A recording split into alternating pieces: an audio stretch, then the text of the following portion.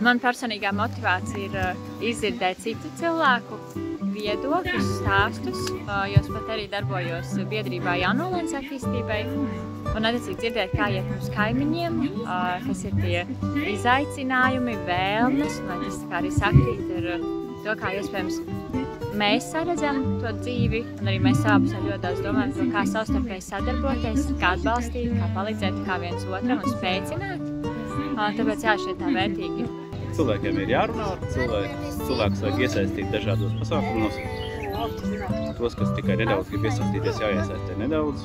Tos, kas grib vairāk iesaistīties, jāmēģina iesaistīt vairāk. Un tā gadu no gada, tā būs vienmēr. Tātad man iedzīvotāja kopiena, es teiktu, ir saliedēts kolektīvs, kurš ļoti labi savā starpā spēja komunicēt un radīt lielas izmaiņas apkārtējā teritorijā.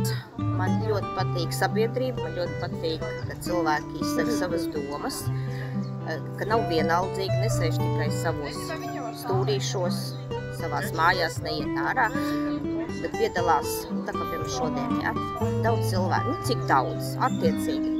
Daudz, jā, un ja mēs to nemotivēsim un neiesim tādā, tad mēs vienkārši paliekam diverti.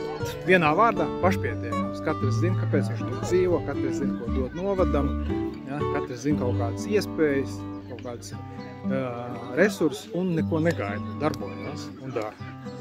Un aicina citus. Es domāju, ka tur uzreiz novada domas ēka ir divreiz mazāka, jo tas atvieglot birokrātiskajam sektoram darbu, tāpēc, ka cilvēki pašorganizējās un paši var atrisināt daudzas problēmas un nesūtīs neskaitāmas iesniegumus par to, kas būtu jārisina vai ieteikums. Tas viss notiktu dabīgi, sākoties no reāli no apakšas uz augšu. Patīk, ka cilvēki ar līdzīgām vērtībām, kad tu saproti tas, ka cilvēki atsaucās, tāpat kā šeit, kaut kas viņus ir interesējis, vai tas ir, vai tā ir vēlme dzīvot Jāņupē, vai tās ir ļoti bieži tā ir kaut kāda vērtība par ģimeni, tā ir vieta, kur gribētu veidot vietu, kur augstavi bērni, bet ka katram mums, mēs varam atrast to, kas mums ir svarīgs.